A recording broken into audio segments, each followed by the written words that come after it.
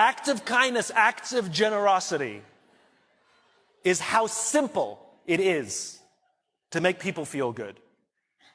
I was walking down the streets of New York City, and a guy walking in front of me, his backpack opened and a bunch of paper fell out on the street. I didn't think much of it. I bent down, I gathered up the papers, handed them back to him, and pointed out that his bag had opened. Now, in our bodies, there's a chemical called oxytocin. Oxytocin is responsible for all the warm and fuzzies, unicorns and rainbows. It's responsible for all the warm feelings and connectedness we have with each other. Friendship, love. Huge amounts of oxytocin surge through a woman's body as she gives birth. This is what is responsible for the mother-child bond. Oxytocin binds human beings. There are many ways to get oxytocin. One of them is acts of kindness and acts of generosity. It feels good when we do something nice for someone. It feels good when someone does something nice for us. On this particular day, I did something for someone with no expectation of anything in return. I got a little surge of oxytocin.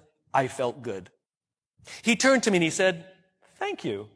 It feels nice when someone does something for us with no expectation of anything in return." He felt good.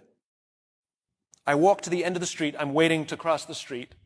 And a total stranger who happened to be standing next to me said, "I saw what you did back there. That was really cool."